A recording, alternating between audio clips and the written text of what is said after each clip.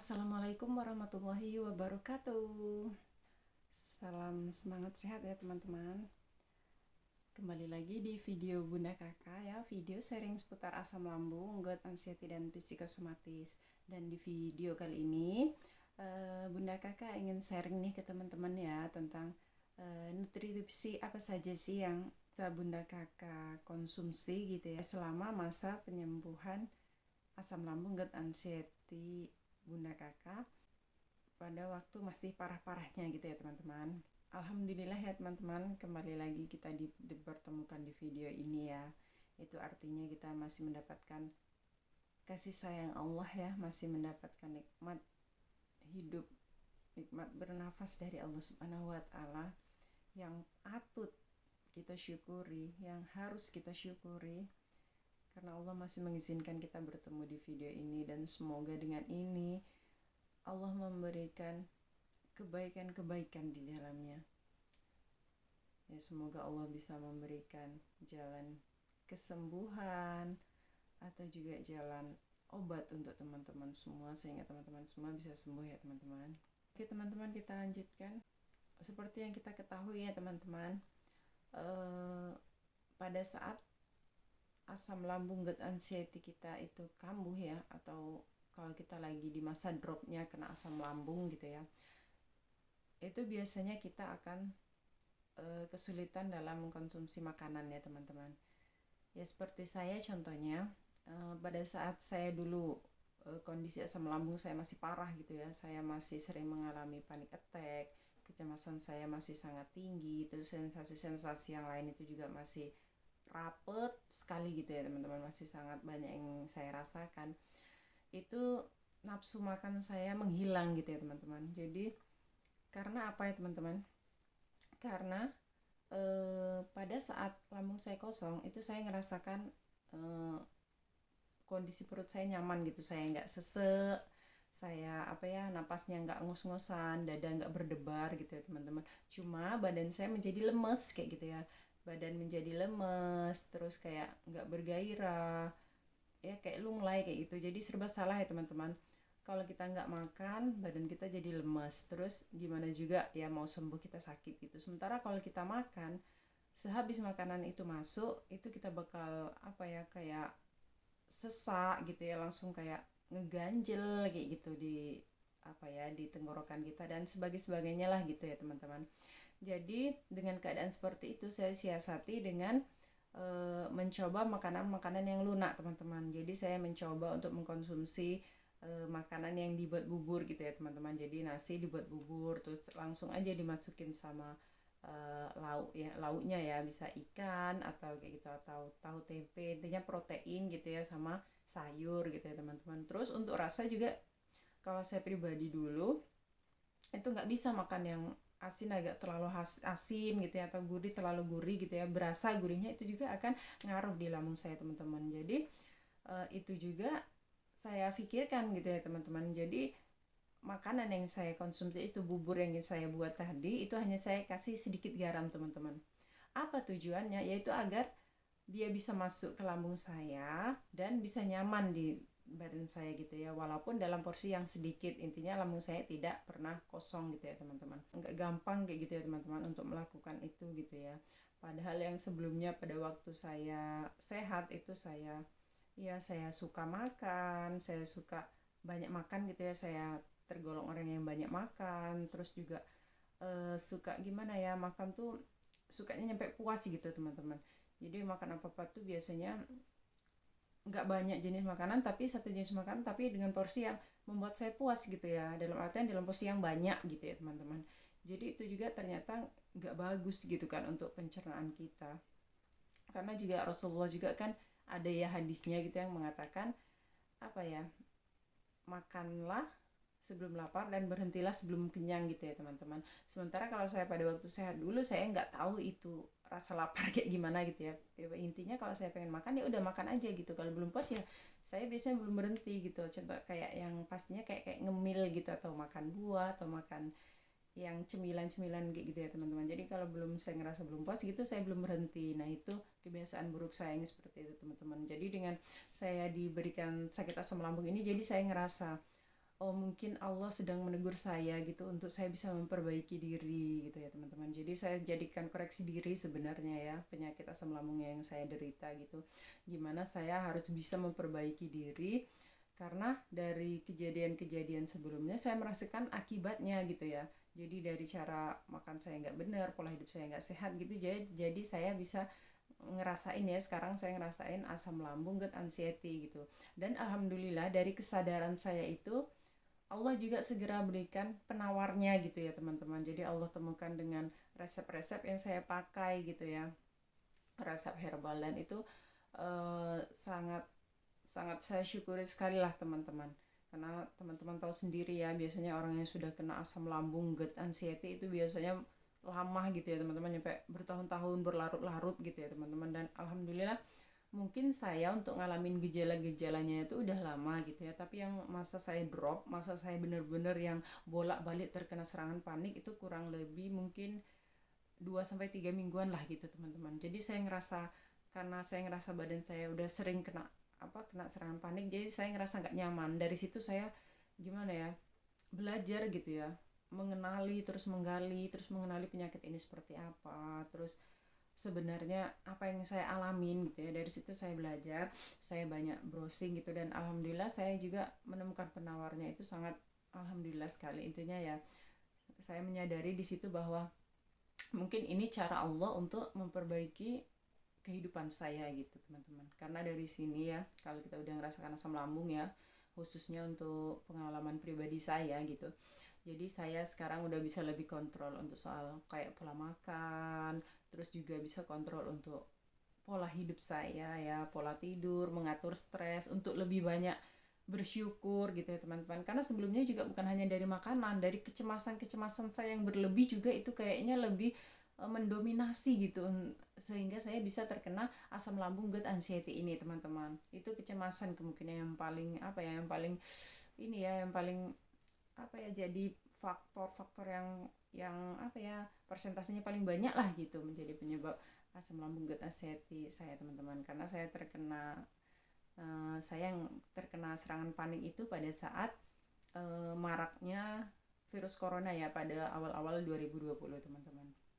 Jadi itu juga bisa teman-teman garis bawahi ya, bisa teman-teman jadikan catatan ya, koreksi diri teman-teman gitu. Kalau untuk bagi teman-teman ya yang sekarang masih ngerasakan serangan panik atau gejala-gejala asam lambung yang ya yang masih lumayan parah lah gitu teman-teman ya.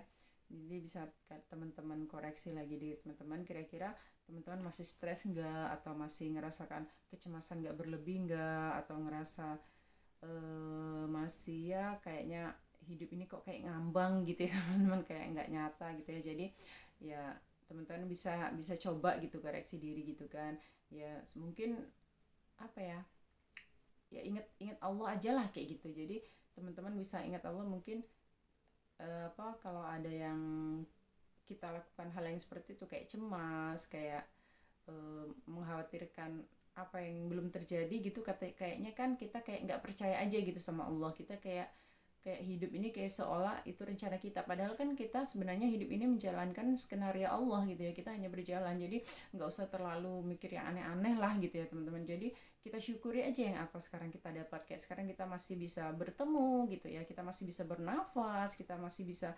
menikmati hidup ini, udah kita harus syukuri gitu kan. Itu nikmat Allah gitu kan, itu alhamdulillah banget. Sementara banyak kok orang yang emang usianya udah habis gitu ya, udah waktunya udah habis hidup di dunia ini. Umuran apa teman-teman seumuran kita juga pastinya udah banyak gitu kan. Jadi kita bisa berkaca dari situ untuk menimbulkan rasa bersyukur kita gitu ya teman-teman. Dan mudah-mudahan dengan rasa bersyukur kita itu kita bisa lebih tenang, kita bisa lebih apa ya, kita bisa lebih tenang, kita bisa lebih apa ya, kalau lebih tenang, kalau kita udah ngerasa tenang teman-teman ya, dengan sendirinya nanti rasa cemas kita itu akan mundur sendiri gitu teman-teman. Tapi intinya ya kita harus, untuk cara kita menenangkan diri itu, kalau saya pribadi itu ya kembali lagi ke mengingat Allah Subhanahu wa taala. Saya banyak berserah, saya banyak berdoa. Ya saya memohon petunjuk gitu sama Allah untuk hidup ini terus dalam dalam rahmat Allah gitu, dalam pelukan Allah kayak gitu ya. Jangan nyampai kita lari dari jalur Allah gitu. Intinya ya kita melakukan hal-hal yang baik, intinya berusaha semaksimal mungkin lakukan kebaikan untuk hari ini gitu, untuk saat ini gitu teman-teman. Jadi untuk besok dan lusa dan seterusnya nggak usah terlalu dipikirin, itu semua rencana Allah. Kita nggak bisa, oke lah kita bisa berpikir ya saya bakal gini, saya bakal gitu, nanti gimana gitu ya, karena itu kekhawatiran kita manusia. Tapi itu bisa, tapi nggak usah terlalu teman-teman fokuskan, karena itu kita nggak pernah tahu gitu, karena itu semua milik Allah gitu ya teman-teman. Jadi intinya lakukan saja apa yang menurut teman-teman terbaik hari ini gitu, lakukan yang terbaik hari ini, itu yang bisa membangkitkan semangat, itu yang bisa membangun ketenangan di hati kita teman-teman, sehingga nanti lambat laun pelan-pelan seiring waktu penyakit kita, kecemasan kita bisa berkurang. Dan kalau kondisi kecemasan kita udah berkurang, kita bisa udah tenang, otomatis tubuh kita akan cepat dalam proses penyembuhan penyakit yang ada, kalaupun ada masalah di lambung dan di tubuh kita ya teman-teman. Jadi intinya kita tenangkan diri dulu lah gitu ya teman-teman, biar semuanya bisa segera teratasi. Oke teman-teman, kembali lagi ya ke masalah ini ya, ke masalah kita tadi. Jadi selama asam lambung kita itu kambuh parah gitu ya, kita kan otomatis membutuhkan apa ya, nutrisi, protein, gizi ya, vitamin-vitamin dari apa yang kita makan gitu ya teman-teman. Sementara kalau kita hanya memakan sedikit, itu kemungkinan kan tidak mencukupi gitu ya untuk badan kita gitu ya, yang sejatinya kita udah besar, udah mempunyai kebutuhan yang banyak gitu ya teman-teman. Jadi pada waktu dulu saya belum bisa mengkonsumsi banyak makan gitu ya teman-teman, hanya ya sedikit sekali saya bisa makan. Itu saya alhamdulillah juga itu dipertemukan Allah ya dengan rizkinya ya, dengan rahmatnya lah gitu ya, melalui Dr. Zaidul Akbar teman-teman. Jadi dari sana saya memperoleh keyakinan bahwa apa yang bakal saya makan ini bagus gitu, yaitu madu teman-teman. Jadi madu itu sangat bagus sekali untuk memenuhi kebutuhan nutrisi di badan kita gitu teman-teman. Jadi kalau misalkan walaupun kita makan sedikit gitu ya teman-teman, kita nggak bisa mengkonsumsi makanan yang banyak, kita hanya bisa makan sedikit, dengan minum madu tadi itu nutrisi di badan kita akan terpenuhi dan kita nggak akan ngerasa lemes teman-teman. Jadi kita tetap ngerasa fit gitu ya, tetap nggak jadi bisa hilang yang badan lemes, yang kayak keliengan-keliengan, yang kayak kekurangan gizi gitu, yang kayak kekurangan apalah di badan kita gitu, bisa terpenuhi dan kita bisa menjalankan hari-hari itu dengan fit gitu teman-teman. Jadi enak aja gitu. Intinya kalau udah enak ya jangan langsung, biasanya tuh kalau udah ngerasa enak kayak gitu emang jadi bisa membuat kita selera makan gitu ya teman-teman. Ya nggak kilat gitu ya teman-teman, emang butuh proses gitu, tapi pelan-pelan itu nanti teman-teman bakal datang lagi gitu nafsu makannya gitu. Jadi di samping saya mengkonsumsi herbal ya, itu juga saya rutin mengkonsumsi madu teman-teman, karena madu itu memenuhi kebutuhan nutrisi untuk tubuh kita ya, sehingga badan kita bisa segera gitu meregenerasi kalaupun ada kerusakan-kerusakan di jaringan, di sel atau di jaringan tubuh kita gitu teman-teman. Jadi itu juga bisa teman-teman terapkan gitu ya, bagi teman-teman yang ngerasa sekarang lagi posisinya ngerasa kayak lemes, kayak nggak berdaya gitu ya, kayak lemah sekali gitu, bisa teman-teman bisa konsumsi madu untuk memenuhi kebutuhan nutrisi tubuh teman-teman ya. Terus ada juga terus kalau misalkan saya lagi kehabisan madu gitu ya teman-teman, saya juga bisa gantikan dengan air rendaman kurma teman-teman.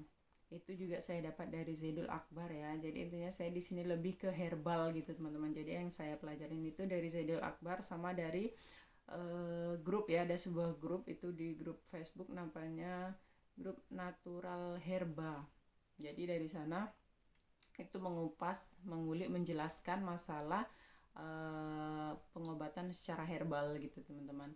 Jadi teman-teman juga nanti kalau emang yang ngerasa belum puas gitu ya, ngerasa masih banyak bertanya-tanya gitu di benak teman-teman gitu kan, apa aja manfaatnya madu atau gimana sih cara penyembuhannya herbal ini untuk lambung gitu, teman-teman bisa masuk ke grup itu ya, karena grup itu juga untuk umum gitu ya teman-teman.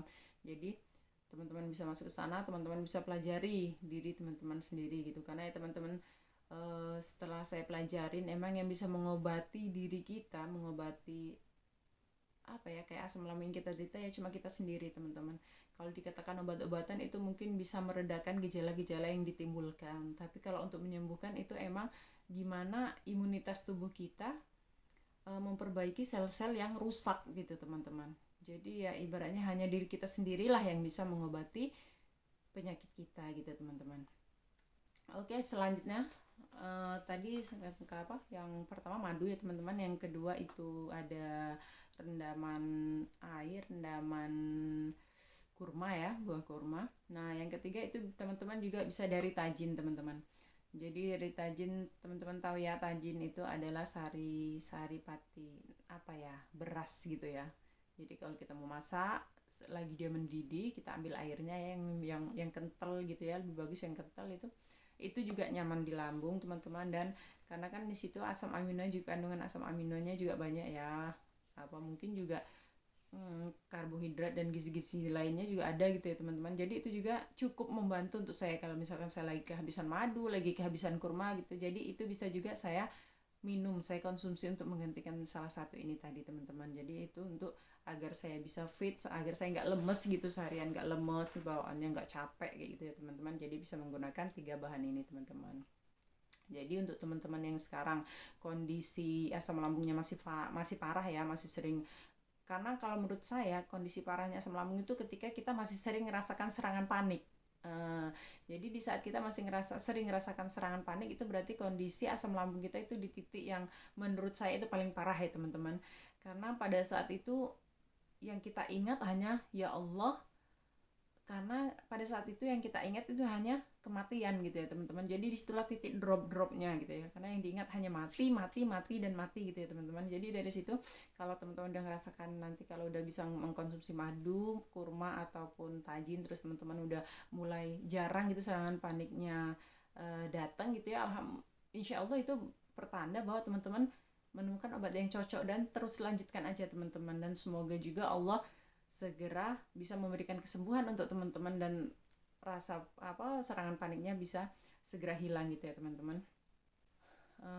Ini saja ya teman-teman video dari Bunda Kakak untuk kali ini ya. Semoga video ini bermanfaat, semoga juga ada wasilah-wasilah kebaikan-kebaikan untuk teman-teman lewat video ini, dan semoga juga Allah segera mempertemukan teman-teman dengan obat yang yang cocok untuk teman-teman, segera memperbaiki kesehatan teman-teman, kita semua bisa lekas sembuh, sehat seperti sedia kala, dan intinya kita bisa ngerasakan lagi kehidupan yang seperti dulu ya teman-teman, yang ada sedih, ada bahagia ya, ada ya hidup yang penuh harapan, hidup yang penuh semangat, hidup yang penuh dengan cita-cita ya teman-teman. Dan semoga kita bisa ngerasakan lagi kebahagiaan-kebahagiaan yang dulu pernah hilang ya, yang kita rasakan sekarang hilang gitu dari kehidupan kita ya teman-teman.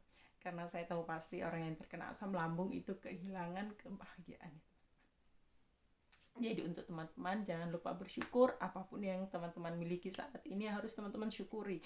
Teman-teman harus harus coba lihat gitu ke yang lain yang lebih tidak seberuntung kita gitu teman-teman. Kita yang secara fisik kita alhamdulillah kita masih sangat sempurna gitu ya teman-teman. Jadi kita harus bisa mencari celah di mana kita bisa bersyukur agar kita bisa membangkitkan kembali rasa kebahagiaan kita ya teman-teman, agar kita bisa bahagia lagi seperti dulu. Oke teman-teman, cukup di sini aja untuk video kali ini. Saya akhiri. Wassalamualaikum warahmatullahi wabarakatuh.